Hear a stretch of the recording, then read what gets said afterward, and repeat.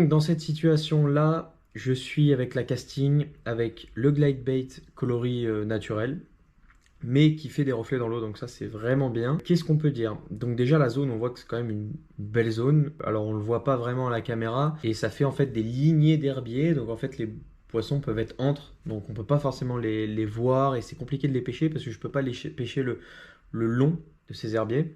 Je suis obligé de passer au-dessus et juste de les couper entre guillemets. Je me suis dit que le Glade pouvait être bien parce qu'on amène une nage lente, planante, qui passe au-dessus des herbiers.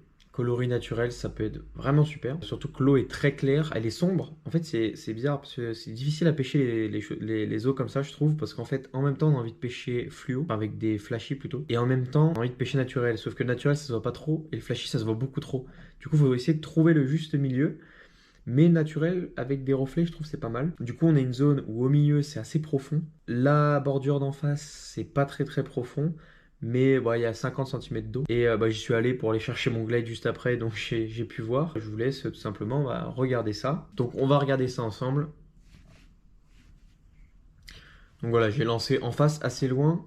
Ce qui est difficile avec le glide, bah, c'est que ça fait beaucoup de bruit quand ça tombe. C'est difficile d'être discret. Donc je mouline quand même assez vite. Et au final, le brochet qui tape. Alors là, mon erreur, elle est flagrante. Franchement, c'est une erreur de débutant. J'ai pas ferré. Ne me demandez pas pourquoi. Et c'est pas la première fois que ça m'arrive. Faut dire qu'avec le glide, j'ai jamais pris un poisson, mais j'ai eu vraiment au moins 7, 8 touches avec le glide de brochet. J'ai jamais eu un poisson. Soit juste les poissons se piquaient pas.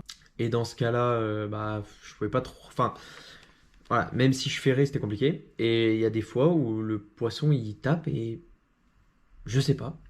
Alors, je perds pas mes moyens, je stresse pas du tout, je tremble pas, quoi que ce soit. Mais mon cerveau, je sais pas, je suis dans les nuages, ou en fait, des fois, quand je pêche, je pense à autre chose, etc. Et je suis pas concentré. Et ça tape quand je m'y attends pas. Et puis bah, voilà, quoi, j'ai pas le réflexe de ferrer. Donc, ça, c'est ma principale erreur. Parce que si j'avais ferré, je l'aurais sûrement pris. Parce qu'il est resté une bonne seconde avec le leurre en bouche. Et voilà, tu ferres, tu l'as, et voilà. Alors, j'ai pas d'ardillon aussi, ça joue forcément. Et sur les tripes, je mets aucun ardillon, et ça m'a sauvé d'ailleurs justement avec le poisson qu'on a vu juste avant, que j'ai réussi à décrocher assez facilement parce qu'il l'avait engamé, mais vraiment on voyait plus le leurre. Et si j'avais les ardillons, je pense que le poisson ne repartait pas. Donc voilà, sur les triples, je vous conseille quand même d'enlever les ardillons. Après, chacun fait comme il veut.